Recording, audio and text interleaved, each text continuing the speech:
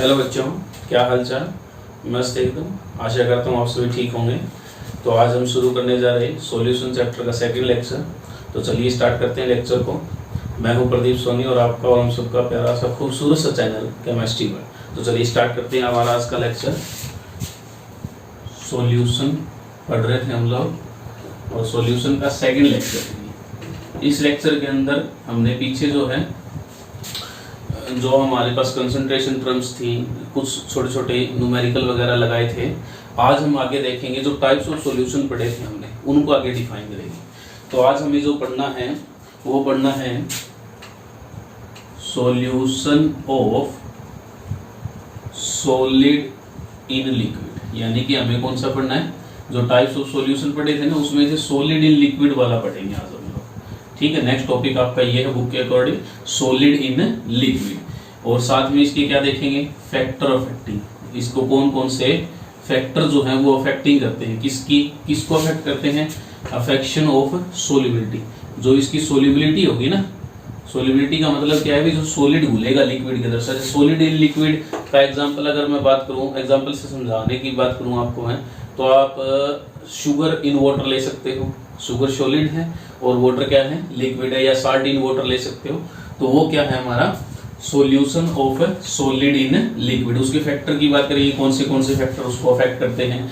वो आपके पास उसका नेचर हो सकता है, वो टेम्परेचर हो सकता है, वो प्रेशर हो सकता है, वो कुछ भी हो सकता है। वो हम देखेंगे हमारे फर्दर स्टडीज के अंदर। ठीक है, फिर उसके बाद जो नेक्स्ट टॉपिक हमें कवर करना है वो करना है solution of gas in liquid. यानी कि अगला जो हमें पढ़ना है वो कौन सा पढ़ना है, गैस को डिसोल्व, यानी गैस को किसके अंदर डिसोल्व करना है, हमें लिक्विड के अंदर डिसोल्व करना है। किसके अंदर करना है, लिक्विड के अंदर डिसोल्व करना है। सेम एज इसके भी क्या पढ़ने हैं हमें, फैक्टर अफेक्टिंग पढ़ने हैं। यानी कि जो इसकी सोलिबिलिटी होगी उसको कौन से फैक्टर अफेक्ट करेंगे वो पढ़ेंगे हम लोग। क्लियर है। और इसी के अंदर हमारा एक इंपॉर्टेंट लॉ आता है, हेनरी लॉ। कौन सा आता है, हेनरी लॉ, जो प्रेशर के ऊपर डिपेंड करेगा। इसको भी पढ़ना है, ये बहुत इंपॉर्टेंट है। ठीक है, नोट कर लीजिएगा इसको, ये बहुत इंपॉर्टेंट है। जब आएगा तो इसको बिल्कुल ध्यान से समझना। ठीक है। अच्छा, इसके बाद हमें जो पढ़ना है वो पढ़ना है solution of solid in solid. यानी कि इसके बाद वाला कौन सा पढ़ना है, हमें सॉलिड इन सॉलिड पढ़ना है। कौन सा पढ़ना है, सॉलिड इन सॉलिड पढ़ना है। बोलो क्लियर है। अच्छा, इसके अंदर ये दो तरीके का होता है। कितने तरीके का होता है, ये दो तरीके का होता है। इसको आप पहले पढ़ भी चुके हो, जो हमने पढ़े थे ना, शॉर्ट की और फ्रैंकल डिफेक्ट टाइप का। सेम एज उसी टाइप का होता है। एक तो होता है सब्स्टिट्यूशनल सॉलिड, और एक हमें पढ़ना है इंटरस्टिशियल सॉलिड, इंटरस्टिशियल सॉलिड। ठीक है, सेम है, कुछ उस टाइप की हैं। इनको हम देखेंगे जब आएंगे हमारे पास। और लास्ट में जो आज का लेक्चर का हमारा लास्ट टॉपिक रहेगा वो रहेगा वेपर प्रेशर। ठीक है, वैसे तो प्रेशर बहुत है, तो आज हमें जो पढ़ना है वो कौन सा पढ़ना है, वेपर प्रेशर पढ़ना है। वेपर प्रेशर में इंपॉर्टेंट लॉ आएगा हमारे पास एक रोल्स लॉ। ठीक है, रोल्स लॉ में भी आगे हमें दो तरीके से पढ़ना होगा इसको, for volatile solute and for non volatile solute. देखेंगे हम लोग, बहुत आसान है ये सब चीज पढ़नी है हमें आज के लेक्चर में। ठीक है, तो मैं रफ कर रहा हूँ, वो स्टार्ट करते हैं हम लोग। Solution of solid in liquid. तो चलिए स्टार्ट करते हैं आज का हमारा लेक्चर। क्या पढ़ना है हमें आज, solution of solid in liquid. तो देखिए अब ये क्या कह रहा है, solution of solid in liquid. तो सॉलिड इन लिक्विड को करने से पहले एग्जांपल दिमाग में आना चाहिए आपके। एग्जांपल क्या था हमारे पास, शुगर इन वाटर। किसके अंदर है, वाटर के अंदर। अब शुगर क्या है, सॉलिड, और वाटर क्या है, लिक्विड। ठीक है, इसको आप माइंड में लेके चलिए। अच्छा, इसके अंदर दो टर्म आती है छोटी छोटी। वो टर्म कौन सी है, पहली है डिसोल्यूशन। कौन सी है, डिसोल्यूशन। अब ये डिसोल्यूशन है क्या, ठीक है, क्या है, डिसोल्यूशन। अभी डिसोल्यूशन है क्या, किसे कहते हैं, क्या होता है ये, इसके बारे में देखेंगे। तो देखिए, ये डिसोल्यूशन में क्या कहता है, जब when they solid solute, solid solute ले रहे हैं ना हम लोग, जिसको घोल रहे हैं, जिसके अंदर घोल रहे हैं वो क्या है, सोलवेंट। देखिए जो घुल रहा है वो क्या होगा हमारे पास, सोल्यूट, और जिसके अंदर घुल रहा है वो क्या होगा, सोलवेंट। क्लियर है। सॉलिड सोल्यूट कॉन्टिन्यूसली डिसोल्व, अगर वो मान लो कोई भी सॉलिड सोल्यूट है हमारे पास, वो कॉन्टिन्यूसली डिसोल्व होता जाता है, किसके अंदर, डिसोल्व होता जाता है इन सोलवेंट। सोलवेंट कौन सा है हमारे पास, liquid, and the concentration keeps increasing. जो कंसंट्रेशन है हमारे पास वो इंक्रीज करती रहे, यानी कि सोल्यूट जो है वो घुलता रहे लगातार सोलवेंट के अंदर, और उसकी कंसंट्रेशन क्या करती रहे, इंक्रीज करती रहे, तो इज कॉल्ड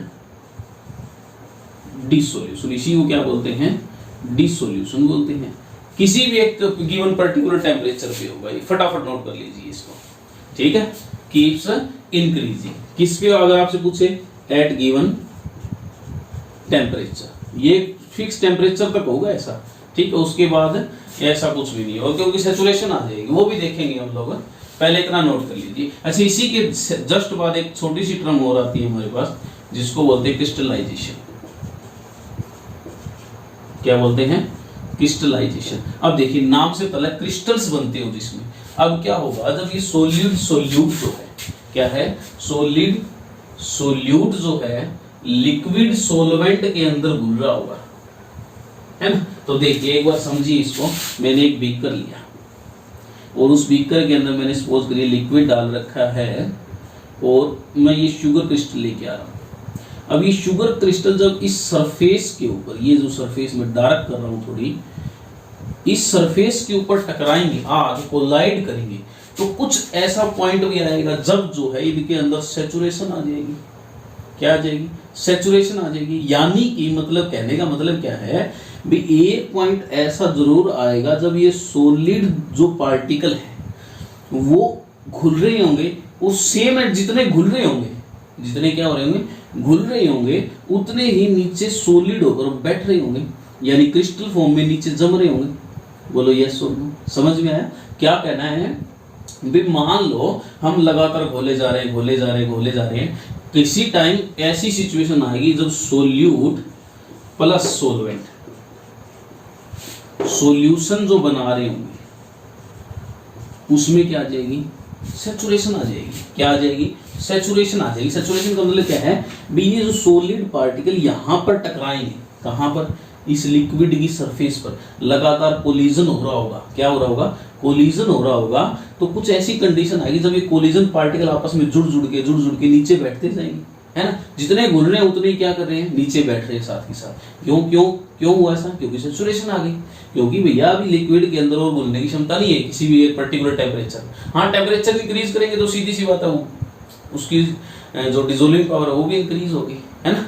तो ये वो बात अलग है, मतलब ये एक पर्टिकुलर नॉर्मल टेम्परेचर की बात कर रहे हैं। सिंपल समझे तो एसटीपी की बात कर लो एक बार, सिंपल नॉर्मल टेम्परेचर। बोलो क्लियर है। तो क्रिस्टलाइजेशन समझ में आया, क्या होगा at given temperature when the solute particle continuously collide at the surface of liquid. जब लिक्विड की सरफेस पर कंटिन्यूअसली क्या कर रहे होंगे, कोलाइड कर रहे होंगे, then the saturation point comes across. जो सैचुरेशन पॉइंट है वो आ जाएगा, और क्या होगा, एंड द सोल्यूट पार्टिकल जितने डिसॉल्व हो रहे होंगे उतने ही क्या हो जाएंगे, नीचे क्रिस्टलाइज फॉर्म होकर बैठना स्टार्ट कर देंगे। उसी को क्या बोलते हैं, क्रिस्टलाइजेशन बोलते हैं। बोलो फटाफट फटाफट, क्लियर हुआ, नोट कर लिया, इसको रफ कर दो। बोलो क्लियर है। चलिए आगे देखते हैं हम लोग। ये दो छोटी छोटी टर्म आती हैं आपकी बुक में। अब हम देखेंगे सोल्युबिलिटी। समझ, अब सोल्युबिलिटी भी तो एक टर्म आती है छोटी सी, इसके बाद सोल्युबिलिटी समझिए। सोल्युबिलिटी है क्या एक्चुअली, सोल्युबिलिटी देखिए।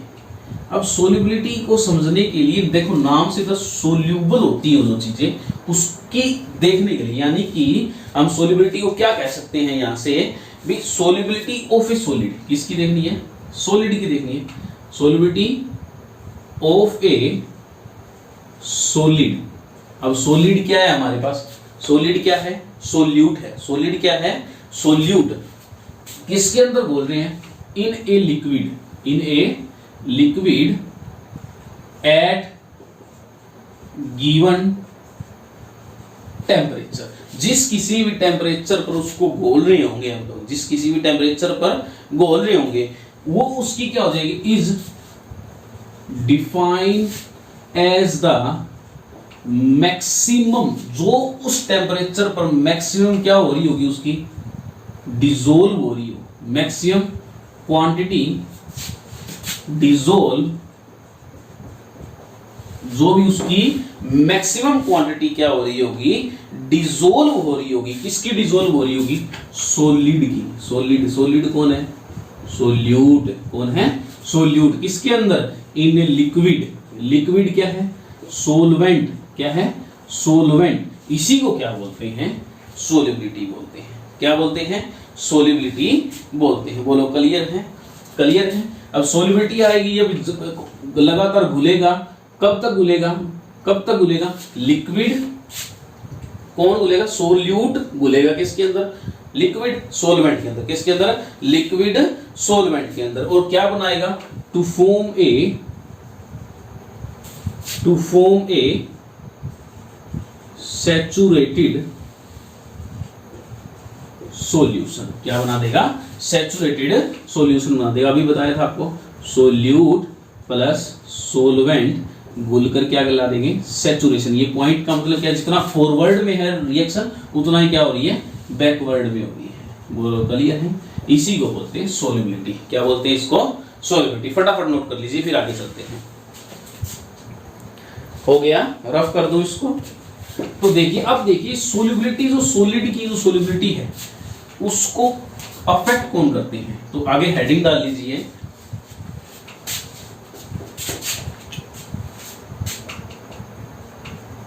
Factor affecting of solubility of solid in liquid. यानी कि हमें अब क्या देखनी है, सोलिबिलिटी को कौन से फैक्टर जो हैं वो अफेक्ट करते हैं, उनकी पहले बात करते हैं नेचर की। किसकी बात करते हैं, नेचर की। नेचर किसका, nature of solute and solvent. यानी कि कहने का मतलब क्या है, जो भी हम सोल्यूबिलिटी देखेंगे सॉलिड की लिक्विड के अंदर, वो डिपेंड, उसको फैक्टर अफेक्ट कौन से कर रहे हैं, उसका नेचर कर रहा होगा। नेचर का मतलब क्या है भाई, अगर इनको घुलना है, इनको अगर इनको क्या करना है, घुलना है, तो हमें एक थ्योरी ध्यान में रखनी पड़ेगी। कौन सी, लाइक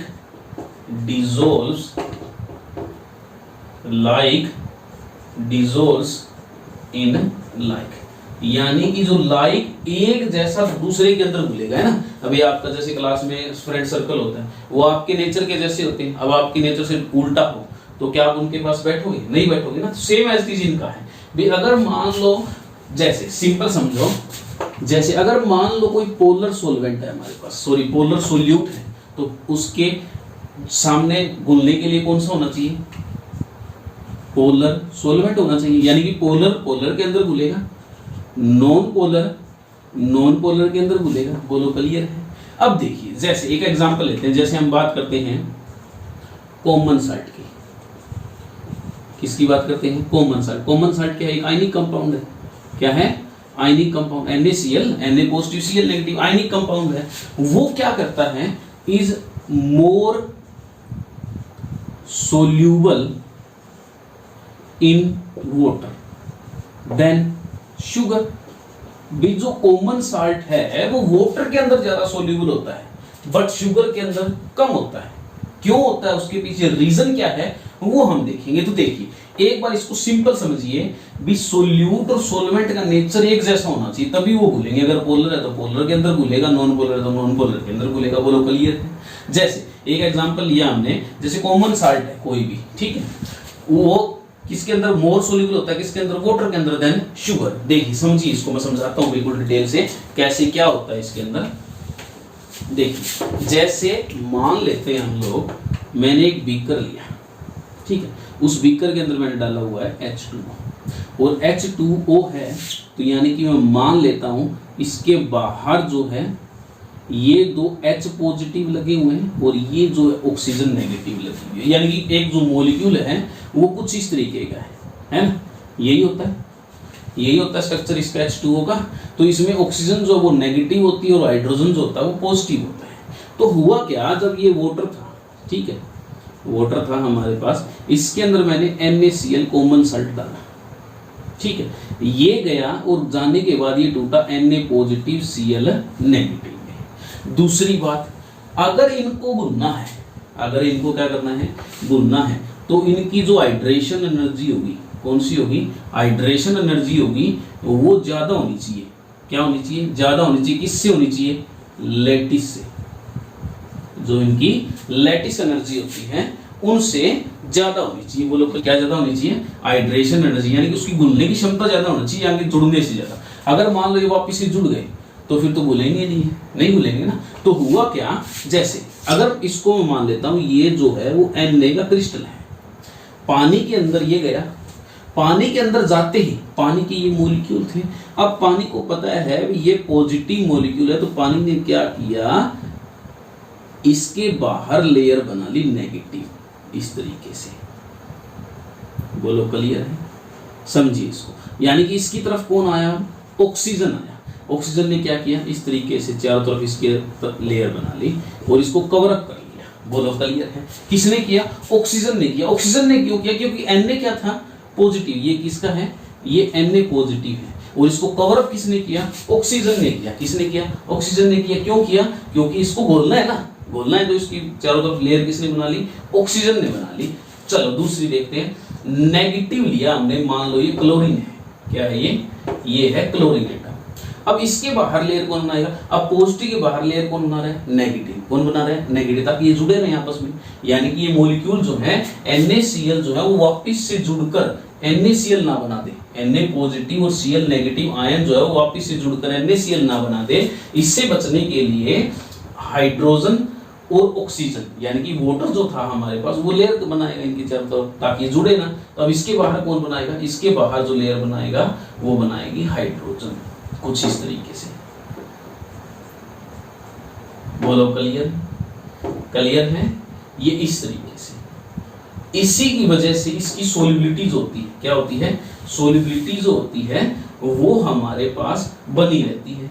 क्या बनी रहती है, सोलिबिलिटी जो है वो बनी रहती है। कुछ इस तरीके से ये एक दोनों आयन को चारों तरफ से घेर लेते हैं। बोलो क्लियर है, इसी को बोलते हैं लाइट डिसॉल्व इन लाइट। भी दूसरा अगर पोलर है तो पोलर के अंदर घुलेगा, नॉन पोलर तो नॉन पोलर के अंदर घुलेगा। अच्छा दूसरी बात सबसे इंपॉर्टेंट, अगर इनको घुलना है, किसको, सोल्यूट को सॉल्वेंट के अंदर घुलना है, तो सोल्यूट की हाइड्रेशन पावर ज्यादा होनी चाहिए, किससे, लैटिस पावर से। अगर आपको नहीं पता हाइड्रेशन एनर्जी और लैटिस एनर्जी क्या होती है तो बता देता हूं। लैटिस एनर्जी समझिए भी Na पॉजिटिव और Cl नेगेटिव को जोड़ने वाली जो एनर्जी होती है वो, और हाइड्रेशन जो घुलने वाली एनर्जी है वो।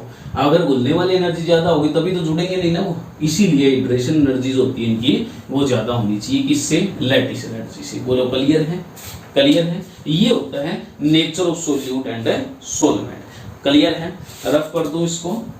सेकंड डालिए हेडिंग टेम्परेचर, ठीक है, क्या देखेंगे हम लोग, टेम्परेचर। अच्छा इसमें प्रेशर भी देख सकते हैं क्या अगर मैं आपसे एक क्वेश्चन पूछता हूं बीच में, क्या इसके ऊपर प्रेशर इफेक्ट करेगा, क्या इसके ऊपर प्रेशर इफेक्ट करेगा, सोचिए। तब तक हम पढ़ते हैं टेम्परेचर। टेम्परेचर का क्या इफेक्ट होगा, तो टेम्परेचर को पढ़ने के लिए हमें सोल्यूट को समझना पड़ेगा। क्या करना पड़ेगा, सोल्यूट को क्या करना पड़ेगा, समझना पड़ेगा। कैसे समझना पड़ेगा, देखिए हमारे पास अगर आपने रिएक्शन पढ़ी हो कभी, तो दो तरीके की रिएक्शन होती है, एक होती है एक्सोथर्मिक और एक होती है एंडोथर्मिक। कैसी होती है, एक क्या होती है एक्सोथर्मिक और एक क्या होती है एंडोथर्मिक। अगर मान लो मैं सोल्यूट और सोलवेंट को जोड़कर सॉल्यूशन बना रहा हूं, अगर मान लो ये हीट क्या कर रहा है, एब्जॉर्ब कर रहा है, या ये क्या कर रहा है, हीट रिलीज कर रहा है, तो इसके अनुसार टेम्परेचर का दो तरीके से फर्क पड़ेगा, और दोनों तरीके से दोनों के ऊपर अलग अलग पड़ेगा। एक्सोथर्मिक वी नो दैट, जो हीट क्या करे, यानी कि एनर्जी क्या करे, रिलीज करे, रेंडो मतलब क्या है, जो एब्जॉर्ब करे। तो समझिए इसको दो तरीके से कर रहा हूं मैं। देखिए फर्स्ट कंडीशन जो लगा रहा हूं वो फर्स्ट कंडीशन क्या है, दे solubility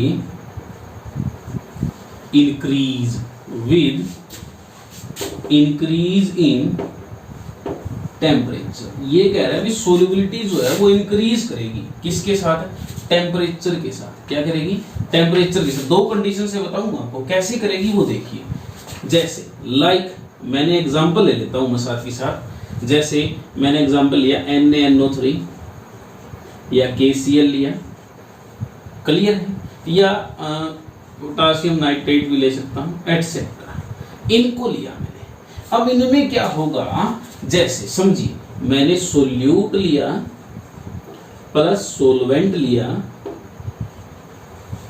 प्लस साथ में क्या दी, इनको हीट दी। क्या दी, हीट दी, और जो सॉल्यूशन बन के आया हमारे पास उसमें क्या हुआ, हीट एब्जॉर्ब हो गई सारी की सारी। यानी कि हुआ क्या, यहां पर इनने जो रिएक्शन की, क्या की, रिएक्शन की, तो सोल्युबिलिटी क्या हो गई, इंक्रीज हो गई। यानी कि अगर मान लो मैं ग्राफ बनाता हूं इसका, तो ग्राफ क्या आ रहा था, कंटिन्यूअसली इंक्रीजिंग की तरफ आ रहा था। यानी कि जैसे जैसे टेम्परेचर इंक्रीज करूंगा वैसे वैसे सोल्युबिलिटी क्या करेगी, इनकी इंक्रीज करेगी। बोलो क्लियर है इतनी बात। तो सोल्युबिलिटी क्यों करेगी, बिकॉज क्या हुआ, ये किस नेचर का है, ये है हमारे पास एंडोथर्मिक इन नेचर।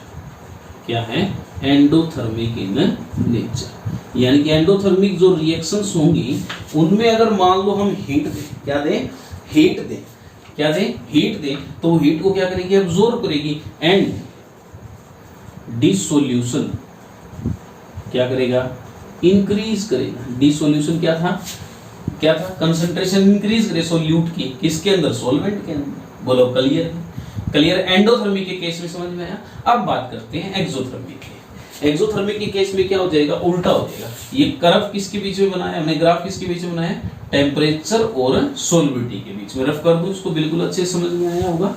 चलिए दूसरा लेते हैं हम लोग ग्राफ। जैसे दूसरी कंडीशन क्या ली मैंने, दूसरी कंडीशन ली व्हेन सोल्युबिलिटी डिक्रीज, सोल्युबिलिटी क्या करे, डिक्रीज करे, किसके साथ, विद इंक्रीज इन टेम्परेचर। भी जब टेम्परेचर इंक्रीज करें तो सोल्युबिलिटी क्या करे, डिक्रीज करे। क्या करे, डिक्रीज करे। तो सीधा सीधा कहने का मतलब क्या है, हम किस रिएक्शन की बात करेंगे, एक्सोथर्मिक इन नेचर की बात करेंगे। किसकी बात करेंगे, एक्सोथर्मिक इन नेचर। यानी कि जो एक्सोथर्मिक रिएक्शन होंगी उनकी बात करेंगे हम लोग। बोलो क्लियर है इतनी बात, बोलो क्लियर है। अब एक्सोथर्मिक की बात कर रहे हैं, तो जैसे मैं कुछ सॉल्यूशन लेता हूं, जैसे एग्जांपल लेते हैं हम लोग, अमोनियम नाइट्रेट ले लेते हैं, NH4 NO3। जैसे अब हुआ क्या, जब मैंने सोल्यूट बनाया प्लस सोलवेंट डाला, यानी सोल्यूट को किसके अंदर डाला, सोलवेंट के अंदर डाला, और जो सॉल्यूशन बन के आया हमारे पास, क्या बन के आया, सॉल्यूशन जो बन के आया उसने क्या की, हीट रिलीज की। क्या रिलीज की, हीट रिलीज करी।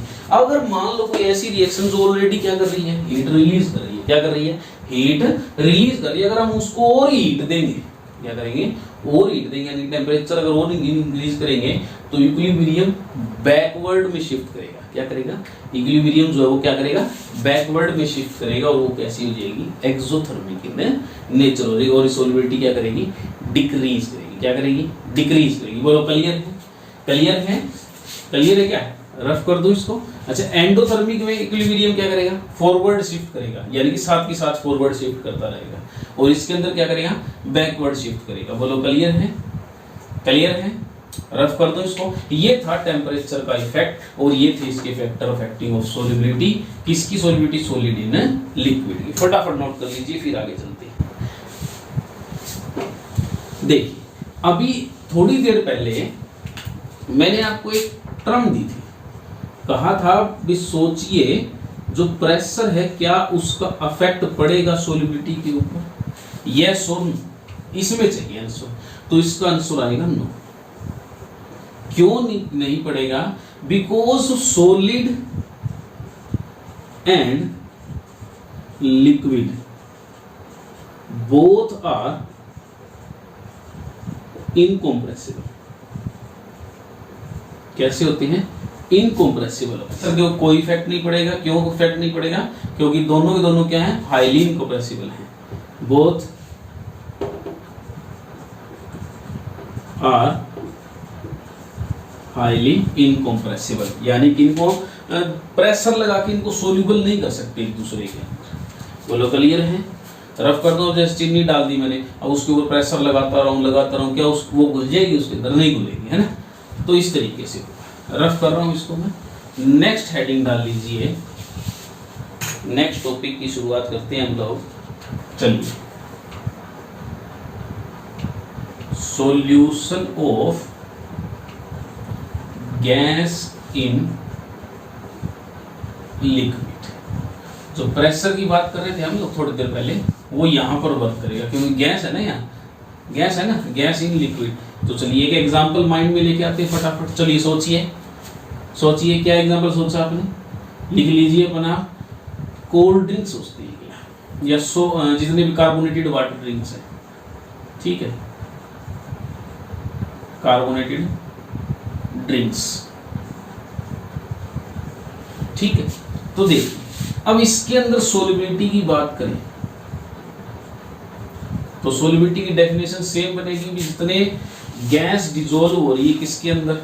लिक्विड के अंदर, तो वो क्या हो जाएगी? उसकी सोलिबिलिटी हो जाएगी एट गिवन टेम्परेचर पर। तो सीधा हम चलते हैं, डेफिनेशन आप बना ही लोगे।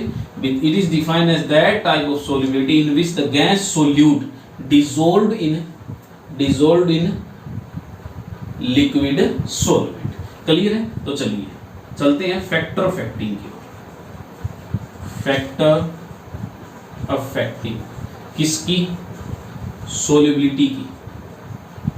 किसका solubility? Of gas in liquid.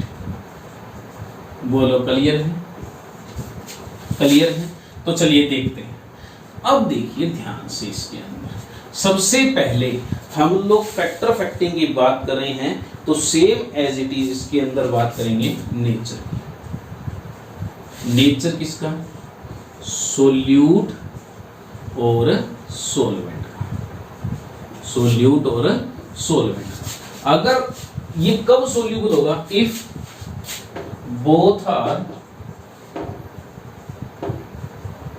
Chemically similar properties. अगर इनकी सिमिलर प्रॉपर्टीज हैं तो ही क्या होंगी? ये एक दूसरे के अंदर सोल्यूबल होंगी। तो ही क्या होंगी? ये एक दूसरे के अंदर सोल्यूबल होगी। यानी कि मतलब क्या है? देखिए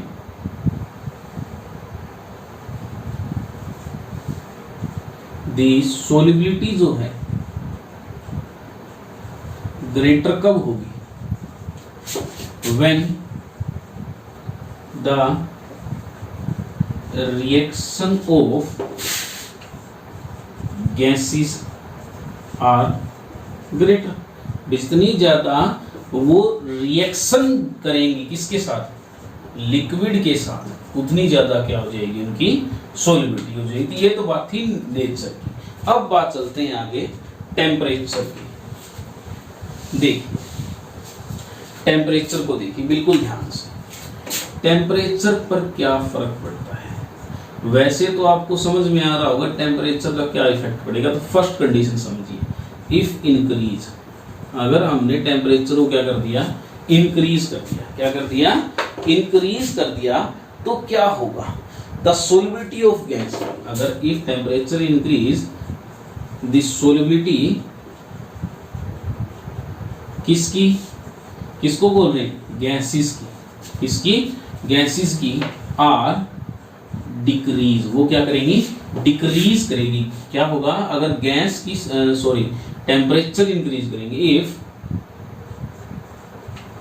टेम्परेचर इंक्रीज, टेम्परेचर क्या करेंगे, इंक्रीज करेंगे, तो सॉल्युबिलिटी ऑफ गैस क्या करेगी, डिक्रीज करेगी। फॉर एग्जांपल समझिए, जैसे हम ड्यू लेके आए या कोई भी कोल्ड ड्रिंक लेके आए और उसका ढक्कन खोलते हैं और जैसे हमने फ्रीजर में से बाहर निकाला, टेम्परेचर का चेंज हुआ, यस और नो, टेम्परेचर का क्या हुआ, चेंज हुआ। और टेम्परेचर का चेंज हुआ और हमने उसका ढक्कन ऊपर से खोला, खोलते एक साउंड आई, यानी कि गैस उसमें से बाहर निकल गई। अभी भी गैस कुछ जो है वो उस लिक्विड के अंदर मिक्सअप है, तो लिक्विड के अंदर मिक्सअप, उसको ग्लास के अंदर डालते हैं तो आपने ध्यान से देखा हो कुछ बबल्स जो है वो बाहर आते रहते हैं, बबल्स जो हैं वो बाहर आते रहते हैं, वो बाहर आ रहे हैं। इसका मतलब क्या है, जब जब टेम्परेचर में चेंज हो रहा है, जैसे जैसे टेम्परेचर में चेंज हो रहा है, यानी कि वो इंक्रीज कर रहा है टेम्परेचर, वैसे वैसे जो डिसॉल्व गैसेस पार्टिकल हैं वो बबल्स के रूप में क्या आ रहे हैं, उसमें से बाहर आ रहे हैं, यानी कि सॉल्युबिलिटी क्या कर रही है, डिक्रीज कर रही है। क्या कर रही है, डिक्रीज कर रही है। बोलो क्लियर है ये पॉइंट। दूसरा, इफ टेम्परेचर डिक्रीज, अगर हम टेम्परेचर क्या कर दें, डिक्रीज कर दें, तो सॉल्युबिलिटी क्या करेगी, इंक्रीज करेगी। क्या करेगी, इंक्रीज करेगी। बोलो क्लियर है, क्लियर है। हम उसको फ्रीज में रखते हैं, 0 टेम्परेचर पे ले जाएं या इससे नीचे नहीं ले जाएं, तो क्या करेगी, इंक्रीज करेगी। बोलो क्लियर है, क्लियर है। बिल्कुल आसान था, रफ कर दो इसको। अब इसके अंदर क्या प्रेशर का इफेक्ट होगा, किस तरीके से होगा वो देखिए। और इसके अंदर एक बहुत इंपॉर्टेंट लॉ आता है हमारे पास, ठीक है। गैस की बात करें तो यहाँ पर हम बात करेंगे मोल फ्रैक्शन, कितने मोल फ्रैक्शन जो गैस है वो डिसॉल्व हो रही है हमारे पास। मोल फ्रैक्शन यानी कि जिसको हम शो करते थे एक्स से, सिंबल एक्स, ठीक है। मान लो ये गैस है तो एक्स ए मोल फ्रैक्शन, ठीक है। तो देखिए प्रेशर, अब प्रेशर का क्या इफेक्ट होगा, तो गैस तो कंप्रेसिबल है। पहले लिक्विड और सॉलिड जो हमने पढ़ा वो क्या था, हाईली इनकम्प्रेसिबल, बट गैस तो कंप्रेसिबल है। अब कहोगे सर कैसे है, तो घर में पंप देखा हुआ अपने, साइकिल में हवा भरते हैं जिसमें या बाइक में, वो कंप्रेस करते हैं, वो करते हैं ना, प्रेशर लगाते हैं, एयर क्या हो जाती है, टायर हमारा फूल के बड़ा हो जाता है ना। तो क्या होता है, देखिए प्रेशर इंक्रीज होगा when pressure is increase, then solubility of gas also increase, solubility भी क्या करेगी, इंक्रीज करेगी। कैसे होगा इंक्रीज, वो देखिए। जैसे मान लीजिए मैं एक बीकर लेता हूं और उसके अंदर मैंने लिक्विड लिया ये, ठीक है, ये लिक्विड लिया मैंने और ये गैस के पार्टिकल हैं सारे, ये क्या बना दिए मैंने, गैस के पार्टिकल। ये ऊपर मैंने लगा दिया कोई पिस्टन और उस पिस्टन के ऊपर W1 क्या रख रखा है मैंने, वेट रख रखा है। कुछ टाइम बाद मैंने क्या किया, इसको मैं मार्किंग दे देता हूं A। मैंने क्या किया, पिस्टन के ऊपर वेट बढ़ा दिया। ये क्या था हमारे पास, सेम W1, और ये जो वेट दूसरा रखा मैंने V2, यानी कि मैंने क्या किया, प्रेशर इंक्रीज कर दिया। क्या इंक्रीज कर दिया, प्रेशर इंक्रीज कर दिया। तो अब इनके अंदर क्या थे, गैस के पार्टिकल ज्यादा डिसॉल्व हो गए। समझ में आई बात, क्लियर हुआ। यानी कि क्या हुआ, जब हमने प्रेशर इंक्रीज किया, क्या किया, प्रेशर जब इंक्रीज किया तो क्या हुआ, जो हमारे पास जो डिसॉल्विंग पावर थी, जो क्या थी, डिसॉल्विंग पावर थी, वो भी क्या कर गई, इंक्रीज कर गई। तो इसी के अंदर एक, इसी से रिलेटेड हमारे पास एक लॉ आता है जिसको बोलते हैं हेनरी लॉ। क्या बोलते हैं, हेनरी लॉ। तो देखिए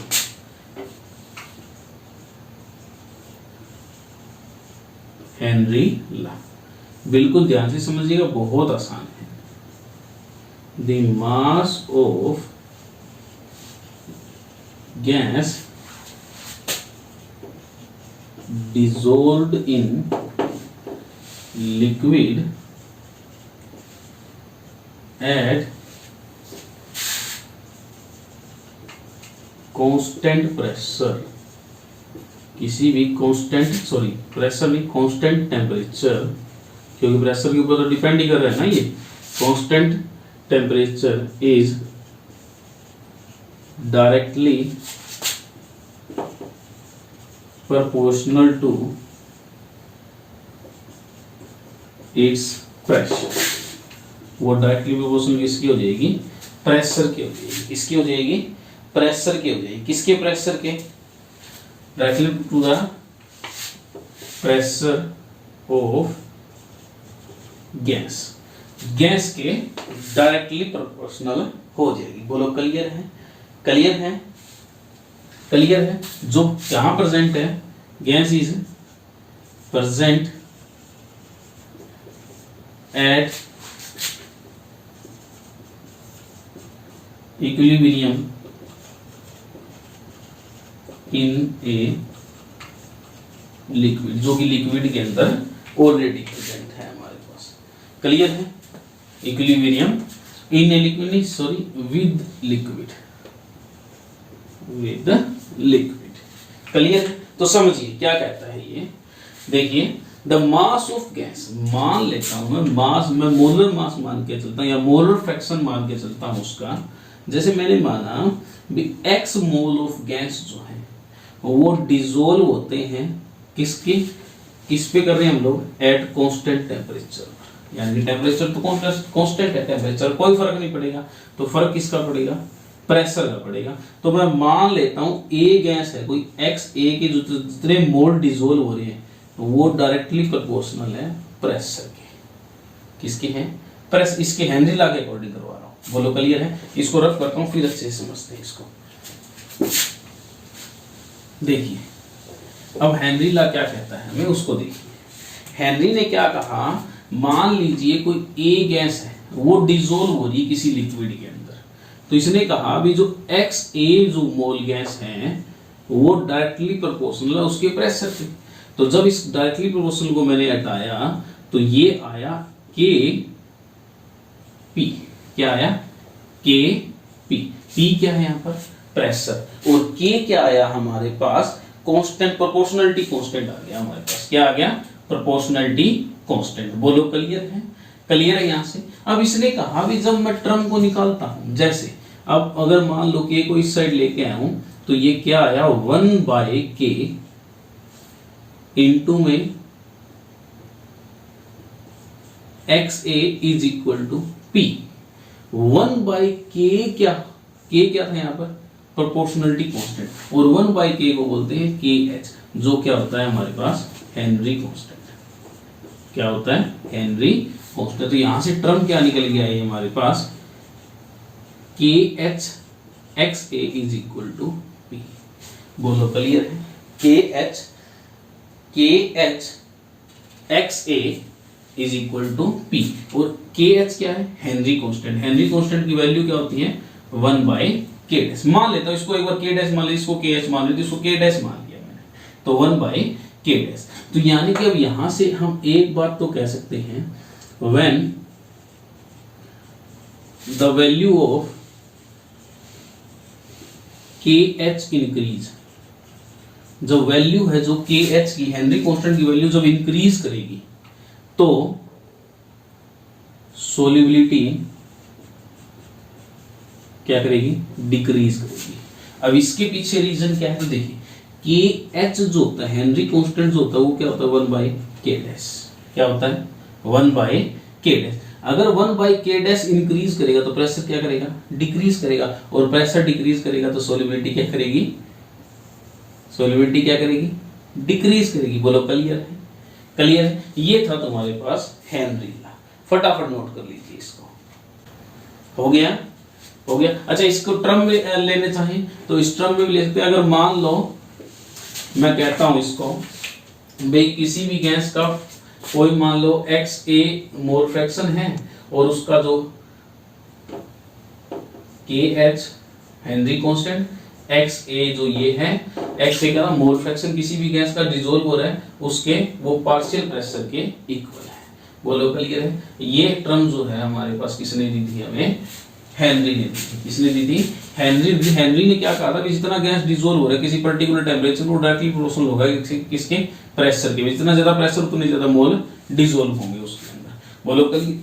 जब डायरेक्टली प्रोपोर्शनल को हटाया तो एक कांस्टेंट आ गया हमारे पास, जब इस कांस्टेंट को इस साइड ले गए तो 1/k में चला गया और 1/k dash is equal to new constant हमारे पास, इसको बोलते हैं हेनरी कांस्टेंट। क्या बोलते हैं, हेनरी कांस्टेंट। इस पे क्वेश्चन किस तरीके से आता है वो इस तरीके से आएगा, वो आपसे पूछ सकता है सिंपली। फटाफट नोट कर लीजिए, रफ कर दो। देखिए अब हेडिंग डाल लीजिए limitation of Henry law. Limitation क्या थी इसकी, देखिए limitation of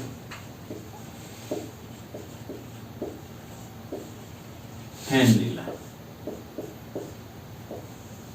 limitation of Henry law क्या थी, ये इट एप्लीकेबल ओनली व्हेन, कब एप्लीकेबल होता था, जब first when pressure should be low and temperature should be high and gas should be behave like ideal gas। वो किसकी तरह बिहेव करे, आइडियल गैस की तरह बिहेव करे। फर्स्ट कंडीशन तो ये थी।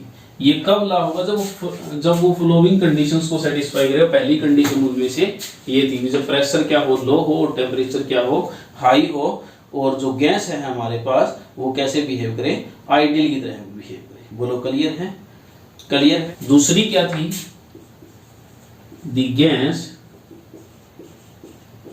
Should not undergoes any compound formation। भी जो गैस है वो कोई भी कंपाउंड नहीं बनानी चाहिए, ठीक है। किसके साथ, किसी भी सोलवेंट के साथ, विद सोलवेंट। बोलो के लिए दोनों कंडीशन अगर सेटिस्फाई हो रही हैं तभी हेनरी लॉ जो है वो एप्लीकेबल होता था, अदरवाइज नहीं होता। यही इसकी लिमिटेशन थी। फटाफट नोट कर लीजिए इसको। फिर उसके बाद है एप्लीकेशंस ऑफ हेनरी लॉ। देखिए एप्लीकेशन ऑफ हेनरी लॉ, इनसे इनके ऊपर क्वेश्चन आता है। एप्लीकेशंस में मोस्टली क्वेश्चन पूछा जाता है, एप्लीकेशंस ऑफ हेनरी लॉ। तो पहली एप्लीकेशन है इसकी, पहली एप्लीकेशन है इसकी इन बीवरेज फैक्ट्री। जो हमारे पास बीवरेज फैक्ट्री वगैरह है सारी सारी, ठीक है, इन बीवरेज और carbonated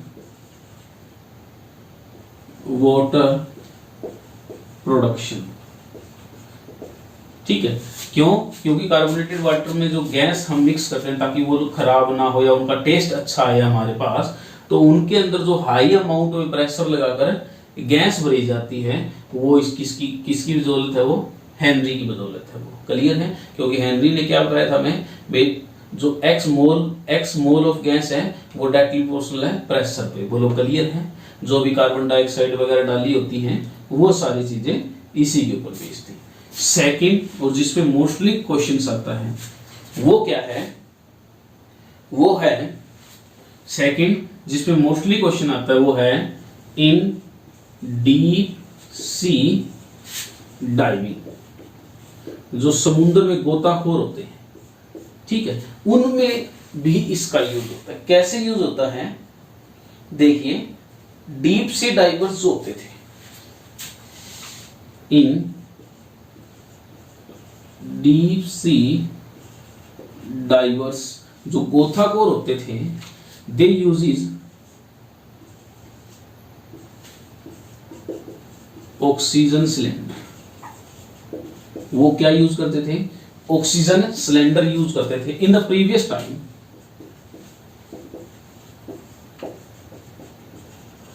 previous time the nitrogen N2 and oxygen are filled up in these cylinders। जो ये सिलेंडर्स होते थे पुराने टाइम में, इनके अंदर नाइट्रोजन और ऑक्सीजन जो है वो भरी जाती थी। आजकल हम इनके साथ में हीलियम भी डालते हैं। क्यों डालते हैं, उसके पीछे रीजन क्या है वो भी आपको मैं बताऊंगा।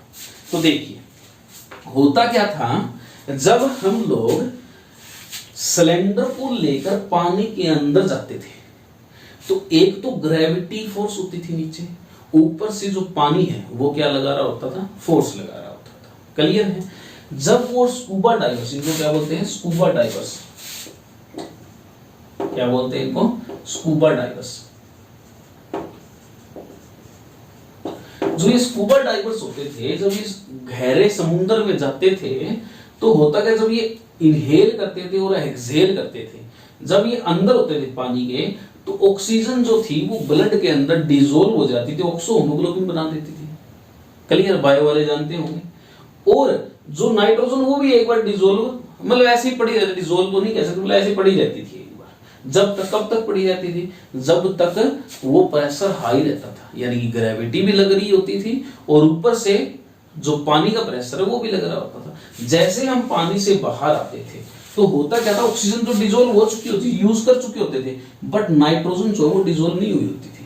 नाइट्रोजन क्या करती थी, वो जैसे हम बाहर आए, प्रेशर रिलीज होना स्टार्ट हुआ हम पे, फिर क्या हुआ, इसने अपना असर दिखाना स्टार्ट कर दिया और हमें एक बीमारी हो जाती थी, डिजीज हो जाती है, जिसको बोलते थे बैंड्स। क्या बोलते थे, बैंड्स। बैंड्स क्या होती थी, क्या होता था, जैसे मान लो मैं पानी से बाहर आया हूं तो यहां पर छोटे छोटे बबल्स हो जाते थे पूरी बॉडी पर। ये बबल्स किसके होते थे, इस नाइट्रोजन के होते थे। क्योंकि नाइट्रोजन क्या हुआ, जैसे पानी से बाहर आया, प्रेशर रिलीज हुआ, तो इसने क्या किया, टेम्परेचर इंक्रीज किया, प्रेशर रिलीज किया, प्रेशर डिक्रीज हुआ, तो गैस की जो डिसॉल्विंग थी वो क्या कर गई, डिक्रीज कर गई, और वो क्या कर रही है, बाहर भाग रही है। तो एक बीमारी हो जाती थी हमें, जिसको क्या बोलते थे, बैंड्स बोलते थे। क्या बोलते थे, बैंड्स बोलते थे, या इसको क्या बोल सकते हो तुम लोग, और D compression in body, in skin, skin के अंदर डीकंप्रेशन हो जाते थे। क्लियर है। इससे बचने के लिए आज जो हम यूज कर रहे हैं वो यूज कर रहे हैं हीलियम का। किसका यूज कर रहे हैं, हीलियम का। ये बैंड और डीकंप्रेशन ना हो, इसीलिए आज हम क्या डाल रहे हैं सिलेंडर में, हमारे हीलियम डाल रहे हैं। क्या डाल रहे हैं, हीलियम डाल रहे हैं, डाइल्यूटेड करके। बोलो क्लियर है। कितने परसेंट में डाल रहे हैं हीलियम, कितने परसेंट में डाल रहे हैं, 11.7%। ये नोट कर लीजिए, बहुत इंपॉर्टेंट है। आज जो है वो एयर के साथ डाइल्यूटेड करके हम हीलियम डाल रहे हैं। वो कितने डाल रहे हैं, 11.7% डाल रहे हैं। कितने डाल रहे हैं, 11.7%। और नाइट्रोजन कितने डाल रहे हैं, नाइट्रोजन कितने डाल रहे हैं, 56.2%। और ऑक्सीजन 32.1%। क्लियर है। ये आज के टाइम में हम लोग डाल रहे हैं हमारे ऑक्सीजन सिलेंडर में, ताकि ये हमें बीमारी ना हो। बोलो क्लियर है, बिल्कुल अच्छे से हो जाएगा। ये थर्ड एप्लीकेशन आती है इसकी, जब हम लोग फंक्शन ऑफ लंग्स, जो लंग्स के फंक्शन होते हैं, इनहेल एक्सहेल जो होता है, उसमें भी सेम इस प्रेशर का फर्क करता है ना, इनहेल और एक्सहेल। देखिए, in the function of lungs, the function of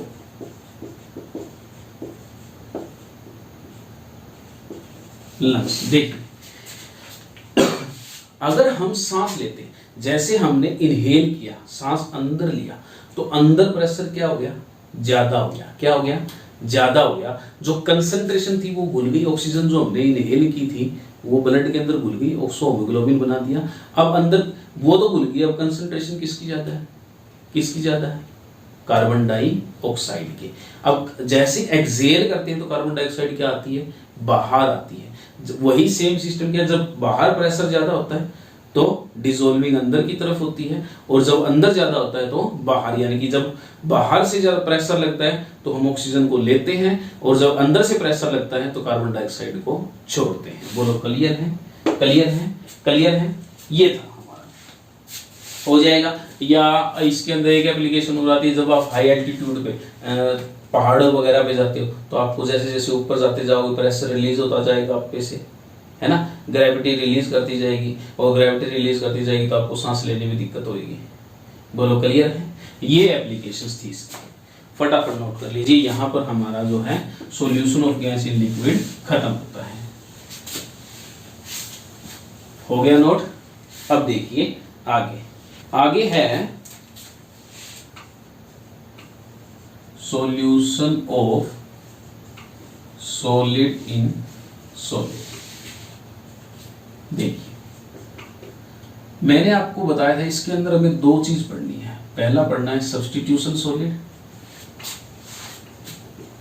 और दूसरा पढ़ना है इंटरस्टिशियल। ये कुछ कुछ आप पढ़ चुके हैं। देखिए सब्स्टिट्यूशनल सॉलिड क्या देखना है हमें? सब्स्टिट्यूशनल सॉलिड सॉल्यूशन देखना है। क्लियर है? सब्स्टिट्यूशनल और इंटरस्टिशियल देखना है। तो देखिए इसके अंदर क्या होगा? Solute and solvent, solute and solvent are equal in size, equal in size. क्या होंगे? इक्वल इन साइज होंगे। तो देखिए अरेंजमेंट बनाता हूं मैं आपको। देखिए ये इस तरीके से छोटी सी अरेंजमेंट बना के दिखा देता हूं। ये इस तरीके से, ये मान लीजिए। अब होगा क्या इसके अंदर? ये मान लो, मैं मान लेता हूं ये सोलवेंट है, सारे सारे क्या है? सोलवेंट है। अगर इनमें इस रेगुलर अरेंजमेंट में कोई सोल्यूट पार्टिकल आए और वो इसकी जगह ले ले, किसकी जगह? जो सोलवेंट था ना, इसी के साइज का, और इसको रिप्लेस कर दे इसकी जगह से, तो इसको क्या बोलते हैं? सब्स्टिट्यूशनल सॉलिड बोल देते हैं। क्या बोल देते हैं? सब्स्टिट्यूशनल सॉलिड बोल देते हैं। ये क्या आ गया? सोल्यूट आ गया, यानी कि इक्वली साइज का, और जहां से सोलवेंट रिमूव हुआ है ना वहीं पर आके साइज वैकेंट जो साइट है वो क्या कर ले? ऑक्यूपाई कर ले। क्या कर ले? साइट ऑक्यूपाई कर ले। तो इसी को क्या बोलते हैं? सब्स्टिट्यूशनल सॉल्यूशन बोलते हैं। क्या बोलते हैं? सब्स्टिट्यूशनल सॉलिड सॉल्यूशन बोलते हैं। बोलो क्लियर है? इसमें सोल्यूट एंड सोलवेंट क्या होंगे? इक्वल साइज के होंगे। सोलवेंट जहां से रिमूव होगा वहीं पर सोल्यूट आकर सेम साइज का उसकी जगह ले लेगा। उसको क्या बोलते हैं? सब्स्टिट्यूशनल सॉलिड बोलते हैं। अच्छा इंटरस्टिशियल क्या होगा? इंटरस्टिशियल क्या होगा? देखिए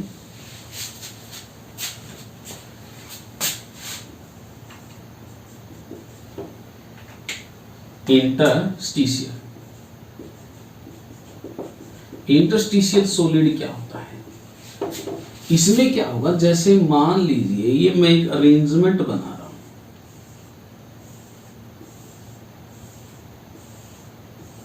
ये बनाया मैंने कोई भी अरेंजमेंट, इसके अंदर क्या होगा? सोल्यूट जो है वो स्मॉल साइज का होगा, और जो सोलवेंट है वो किसका होगा? लार्जर साइज का होगा। बोलो क्लियर है? यानी कि अब क्या होगा? जो सोल्यूट है वो इंटरस्टिशियल साइट पर आके अटैच हो जाए, यानी इंटरस्टिशियल साइट जो है वो ऑक्यूपाई कर ले, या कुछ इस तरीके से। इसी को क्या बोलते हैं? इंटरस्टिशियल सॉलिड बोलते हैं। क्या बोलते हैं? इंटरस्टिशियल सॉलिड बोलते हैं। बोलो क्लियर है? इंटरस्टिशियल साइट, या हम बोल सकते हैं जो सोल्यूट है वो इंटरस्टिशियल वॉइड को ऑक्यूपाई कर ले, या इंटरस्टिशियल साइट को ऑक्यूपाई कर ले, इसी को क्या बोलते हैं? इंटरस्टिशियल सॉलिड सॉल्यूशन बोलते हैं। बोलो फटाफट क्लियर है? यही था हमारा solid solution, solid in solid solution. फटाफट कर लिया नोट? अब शुरू होता है हमारा वेपर प्रेशर। आज का लास्ट टॉपिक हमारा वेपर। तो चलिए आगे देखते हैं वेपर प्रेशर। अभी वेपर प्रेशर क्या होता है इसको समझने के लिए आप जानते हैं कि वेपर प्रेशर वो होता है which is the pressure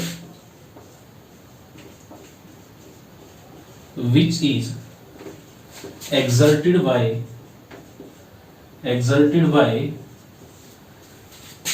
vapours, जो किसके द्वारा एग्जर्ट किया जाता हो, वेपर्स के द्वारा किया जाता हो। किसके द्वारा किया जाता हो, वेपर्स के द्वारा किया जाता हो। कब, अब देखिए ध्यान से समझिए इसको।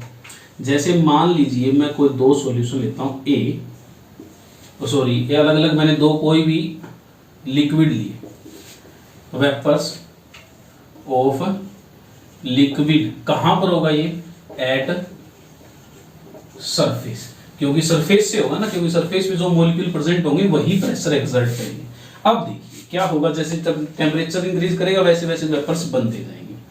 देखिए अगर मान लीजिए मैं कहता हूं यहां पर जो है ये कोई सरफेस है, इस सरफेस पर ये ए पार्टिकल है, ठीक है, ठीक है, ये कोई बी मैंने लिया है, तो इसके अंदर जो पार्टिकल है सरफेस के ऊपर सारे सारे किसके हैं, बी के हैं।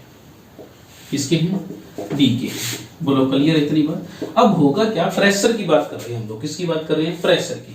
तो वेपर बनाएंगे कौन से, वेपर जो बनेंगे इनके क्या बनेंगे, वेपर बनेंगे। अच्छा दूसरी बात, ये वेपर प्रेशर कब पता लगेगा हमें, कब पता लगेगा वेपर, ये एक बात ध्यान रखना, ओपन वेसल में कभी भी हम वेपर प्रेशर को नहीं देख सकते। क्यों, उसका पीछे रीजन क्या होता है, सराउंडिंग के साथ शेयर कर लेगा प्रेशर, हमें पता ही नहीं लगेगा, है ना। तो कहां पर होगा ये surface, in a closed vessel, किसके अंदर होगा ये, किसी भी क्लोज्ड वेसल के अंदर होगा। तो अब देखिए ध्यान से, अब इसको मैं क्लोज कर देता हूं कुछ इस तरीके से, ठीक है, क्योंकि ओपन वेसल में तो प्रेशर हम बता ही नहीं सकते, क्योंकि सराउंडिंग के साथ क्या कर रहा होगा, वो शेयर कर रहा होगा। बोलो क्लियर है इतनी बात, क्लियर है। अब इसकी बात करूं तो इसके अंदर जो प्रेशर होगा उसको मान लेता हूं मैं पीए, यानी कि जो भी प्रेशर है वो पीए है। ये ए पार्टिकल है हमारे पास, ए लिक्विड है कोई भी, और ये बी लिक्विड है, और यहाँ का जो प्रेशर है वो पीबी है। बोलो क्लियर है इतनी बात। यहाँ का जो प्रेशर है वो क्या है, पीए, और ये क्या है, पीबी। अभी तक हमें नहीं पता भी ये सॉल्यूशन के बारे में कुछ भी जानकारी नहीं, अभी तक मैंने दो लिक्विड लिए ए और बी, उनका जो प्रेशर बन रहा है कहां से बनेगा, वो यहाँ सरफेस पर बनेगा। बोलो क्लियर है। अब ये सरफेस के ऊपर से बनेगा तो कहीं ना कुछ इनकी काइनेटिक एनर्जी भी होगी। क्या होगी, काइनेटिक एनर्जी। क्यों होगी, देखिए जाहिर सी बात है, अब नीचे वाले पार्टिकल तो यहां पर जो पार्टिकल प्रेजेंट होंगे वो तो वेपर प्रेशर कम बनाएंगे, बट जो सरफेस पर ज्यादा होंगे वो जल्दी प्रेशर बनाएंगे, हमारे पास वेपर्स में जल्दी कन्वर्ट होंगे। तो यानी कि जो प्रेशर एक्सर्ट होता है वो किसकी वजह से होता है, सरफेस के ऊपर जो मॉलिक्यूल प्रेजेंट होते हैं हमारे पास उनकी वजह से होता है। बोलो क्लियर है इतनी बात। अब देखिए आगे, वेपर प्रेशर किसके अंदर देखते हैं हम लोग, क्लोज्ड के अंदर देखते हैं। किसके अंदर देखते हैं, क्लोज्ड वेसल के अंदर देखते हैं, इस बात का ध्यान रखिएगा। तो चलिए अब मैं क्या करता हूं, मैं इन ए और बी पार्टिकल को, ए और बी पार्टिकल को मिला करके एक सॉल्यूशन तैयार करता हूं जिसको मैंने दे दिया नाम ए बी। बोलो क्लियर है। यानी कि अब क्या है, देखिए ध्यान से देखिएगा बिल्कुल, ये ए है, ये बी है, ये ए, ये बी, ये बी, ये ए। अब मान लीजिए हुआ क्या, जब मैंने इसको मिक्स किया, यानी कि यहां पर क्या है, ए प्लस बी, यानी कि ये क्या है, हमारे पास सॉल्यूशन है। अभी तक प्रेशर क्या था, इसमें जो प्रेशर था वो सिर्फ ए के पार्टिकल लगा रहे थे, इसमें जो प्रेशर था वो सिर्फ कौन लगा रहे थे, बी लगा रहे थे। बोलो क्लियर इतनी बात। अब देखिए अगर मैं इसकी बात करूं तो प्रेशर जो है, अगर इसकी बात करूं मैं, जो इसके अंदर प्रेशर था, क्या था, प्रेशर था वो डायरेक्टली प्रोपोर्शनल हो जाएगा x mole of A gas, है ना, क्योंकि जो पार्टिकल लग रहे होंगे वो इस एक्स मोल की वजह से लग रहे हो। इसके अंदर बात करूं तो यहां पर जो प्रेशर डायरेक्टली प्रोपोर्शनल हो जाएगा एक्स बी। बोलो क्लियर है इतनी बात, क्लियर है इतनी बात, यहां तक क्लियर है। अभी देखते हैं हम लोग इस सॉल्यूशन की बात करेंगे, हम लोग इस सॉल्यूशन में हो क्या रहा है। इस सॉल्यूशन में क्या हुआ, अभी तक तो अलग अलग थे, अब दोनों मिक्स हो गए। तो यानी कि हुआ क्या, ये क्लोज्ड वेसल हमारा इस बार करें, अब यहां पर बनने स्टार्ट हुए, इवेपोरेट होना स्टार्ट हुआ, ये क्या स्टार्ट हुआ, इवेपोरेट होना स्टार्ट हुआ। तो अभी तक जो सरफेस सिर्फ प्योर पार्टिकल से बनी हुई थी सरफेस, अब जो है वो किसकी वजह से बनी हुई, वजह से था ये अब क्या हुआ, अब ये जो सरफेस है वो ए बी यानी कि अब जो सरफेस कवर है वो दोनों पार्टिकल है उसके अंदर, ए के भी हैं और बी के भी हैं। तो यानी कि दोनों के दोनों क्या हैं, अगर मान लेता हूं मैं दोनों के, वेपर प्रेशर किसकी वजह से बनेगा, अगर मान लो ए और बी दोनों के दोनों कैसे होने चाहिए, वोलाटाइल होनी चाहिए। कैसे होने चाहिए, वोलाटाइल होनी चाहिए। वोलाटाइल का मतलब क्या है भाई, जिनका वेपर बनती है, इवेपोरेट हो उसकी जो। बोलो क्लियर है इतनी बार। अब यहां पर क्या था, अब जो प्रेशर लग रहा होगा, यानी कि जो इवेपोरेशन वेपर्स आ रहे होंगे, वेपर प्रेशर जो क्रिएट हो रहा होगा वो इन दोनों पार्टिकल की वजह से होगा। यानी कि अगर मैं कहूं यहां पर जो प्रेशर क्रिएट हो रहा है वो अकेले ए की वजह से है तो ये गलत हो जाएगा, अकेले बी की वजह से तो ये भी गलत हो जाएगा हमारे पास। बोलो क्लियर है। तो इस सॉल्यूशन का अगर मैं प्रेशर की बात करूं तो यहां पर अगर मैं कहूं जो ए की वजह से लग रहा है, मैं कहता हूं ए की वजह से जो प्रेशर लग रहा है वो पार्शियल प्रेशर ऑफ ए, यानी कि प्योर प्रेशर है उस ए का। और किस किस बराबर है वो, प्योर प्रेशर। ठीक है, क्या है, अगर मान लो मैं प्रेशर की बात करूं किसके लिए, ए के लिए, तो यहां पर जो क्या पार्शियल प्रेशर ऑफ ए और एक्स मोल ऑफ गैस ए उसके इक्वल हो जाएगा। बोलो क्लियर है। दूसरा, अगर मैं बात करूं बी के लिए, ये तो ए की बात हो गई, अगर बात करूं मैं बी के लिए तो बी के केस में भी क्या हो जाएगा, जो प्रेशर की बात करूं तो उसका पार्शियल प्रेशर बी, यानी कि प्योर प्रेशर ऑफ बी, जो प्योर बी के लिए लग रहा है, और उसके मोल। बोलो क्लियर। ये हमें जानकारी कौन देता है, ये हमें देता है रोल्स लॉ। कौन देता है, रोल्स लॉ। बोलो क्लियर है इतनी बात। अब इसी के ऊपर हमें वर्क करना है। एक बार फटाफट इतना समझ में आया भी, जो प्रेशर लग रहा था वो ए और बी दोनों की वजह से लग रहा था। अगर ए के लिए मैं मानूं तो उसका प्योर प्रेशर ऑफ ए और उसके mole, pure pressure of B and उसके मोल। बोलो क्लियर, ये उसका प्रेशर हो जाएगा। तो चलिए अब रोल्ट लॉ क्या कहता है उसको समझते हैं। इतना क्लियर हुआ, देखिए आगे। ये क्लोज्ड वेसल के अंदर होगा, इस बात का ध्यान रखिएगा। तो देखिए सबसे पहले हेडिंग डाल लीजिए Raoult's law for volatile solute. Clear है, किसके लिए, वोलाटाइल सोल्यूट के लिए, सोलवेंट जो हमारे पास होगा साथ में। बोलो क्लियर है। अब देखिए अभी तक हमने पढ़ा था भी जो प्रेशर होगा वो किसकी वजह से होगा, ए और बी की वजह से होगा। और ए के लिए हमने निकाला था P is to P naught A X, यानी कि नोट का मतलब क्या है भी, जो प्रेशर है ना वो सिर्फ ए का है और किसी का नहीं है। पी नोट, नोट मतलब एक का ही है बस, वो ए की वजह से जो प्रेशर है, बी की वजह से कुछ भी नहीं है। और जो बी के लिए निकाला था हमने वो क्या था, पी नोट बी और इनटू में X B, and we know that X A plus X B is equal to 1। ये हमें बात पता है ना, ये बात क्लियर है इतनी बात। अब देखिए Raoult law for volatile solute के लिए, वोलाटाइल मतलब प्रेशर जो है कुछ ज्यादा होगा क्योंकि दोनों के दोनों क्या बना रहे होंगे, वेपर्स बना रहे होंगे। बोलो क्लियर है। तो अब इसकी बात करें, मैं अगर इस सॉल्यूशन की बात करूं तो मैं अगर पीएस की बात करूं यानी टोटल प्रेशर की बात करूं, किसकी बात करूं, टोटल प्रेशर की बात करूं, तो वो पीए और पीबी की वजह से होगा, यस और नो। टोटल प्रेशर की बात करूं तो पीए प्लस पीबी के लिए होगा, यस और नो। और एक पीए क्या है, P naught A X A plus P naught B X B. बोलो clear. And we know that अगर यहां से मैं कैलकुलेशन करके निकालूं तो यहां से X A is equal to मैं कह सकता हूं 1 माइनस एक्स बी, यस और नो कह सकता हूं। तो यहां से क्या आया हमारे पास, पी नोट ए इंटू में 1 minus X B plus P naught B X B.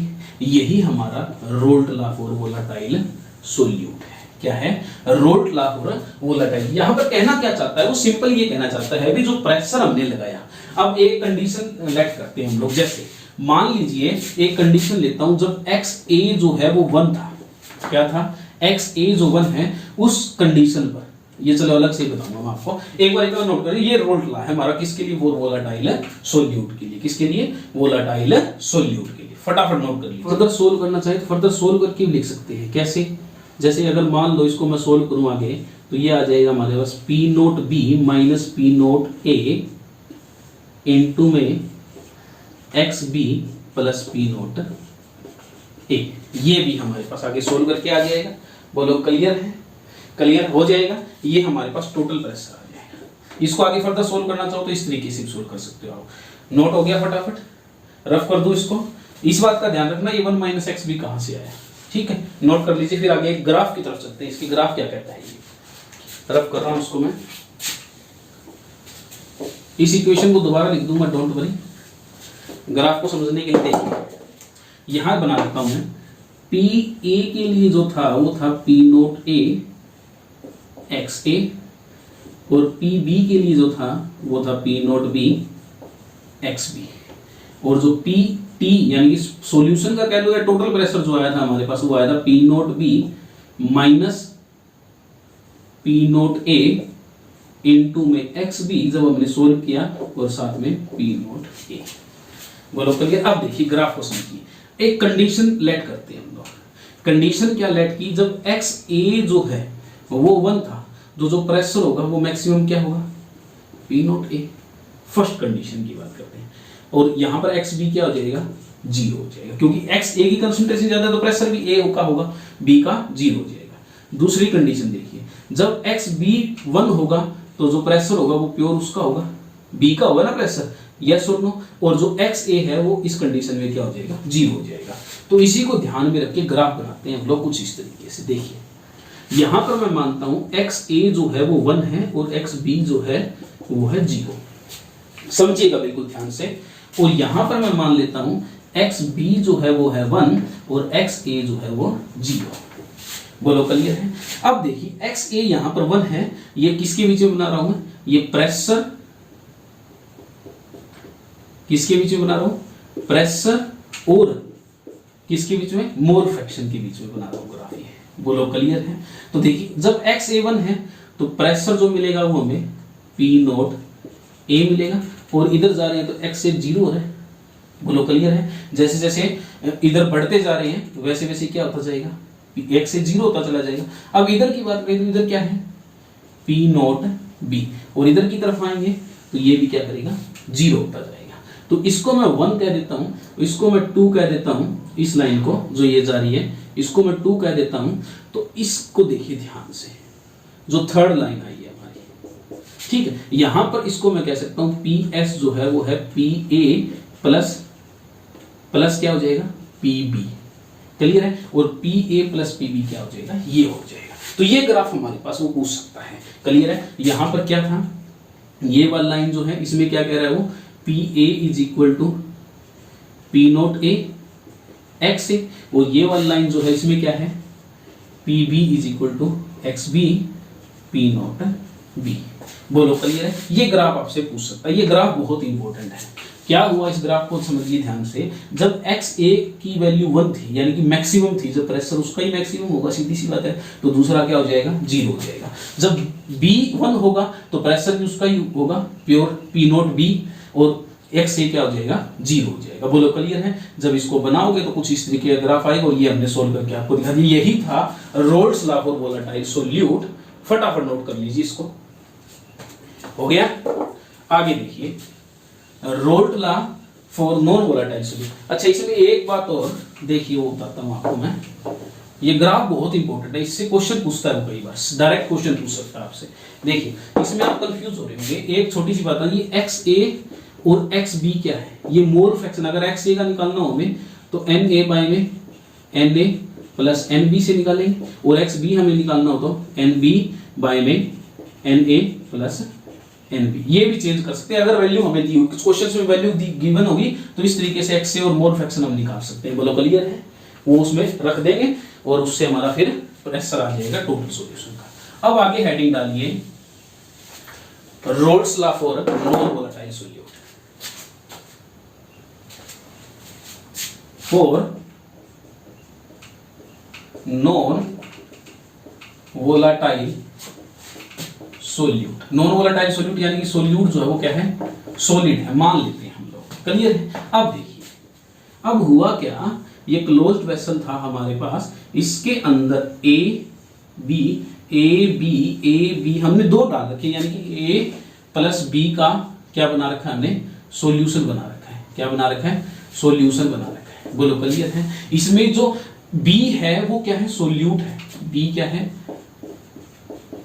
Solute है, और ए क्या है, सोलवेंट। हम मान के चल रहे हैं ऐसा। बोलो क्लियर है। अब बी है जो क्या है, वो नॉन वोलेटाइल है। कैसा है, नॉन वोलेटाइल, यानी कि क्या नहीं बनाएगा, वेपर्स नहीं बनाएगा। तो चलिए मानते A B A B A B.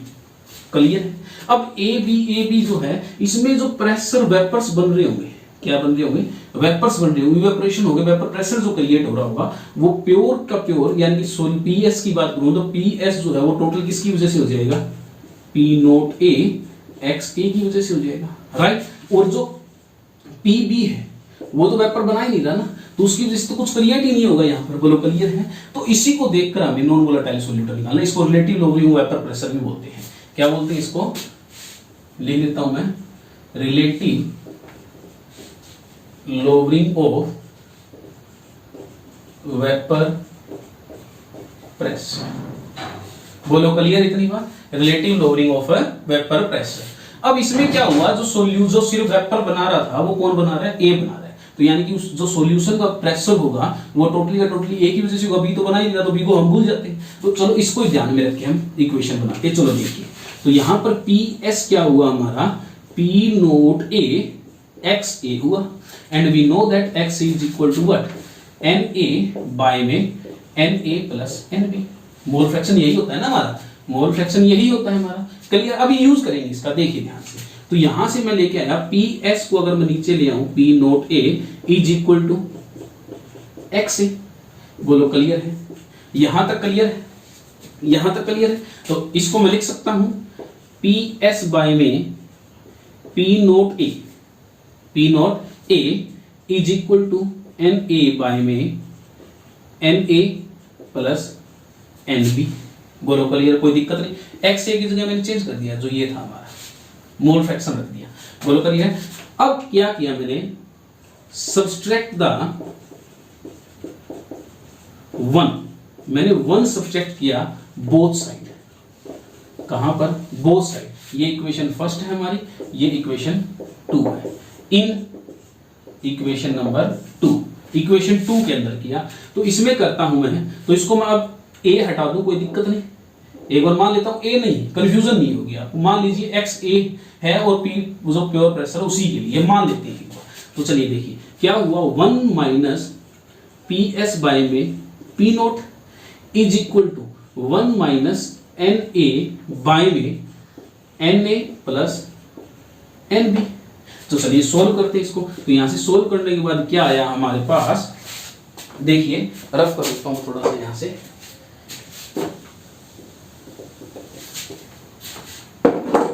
क्या आया हमारे पास, देखिए यहां से क्या आया, P naught minus P S by में पी नोट, बोलो यस और नो, यहां से यही आया ना, ये इक्वेशन नंबर बनी 4 हमारे पास, सॉरी 3, क्या बनी 3, क्लियर है।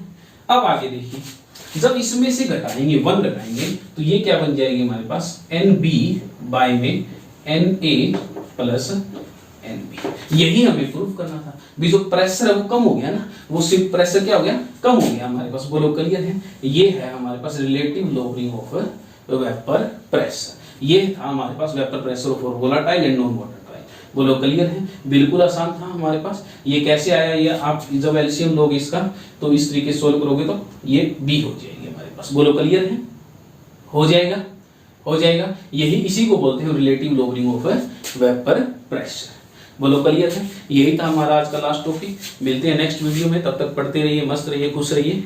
All the very best, thank you.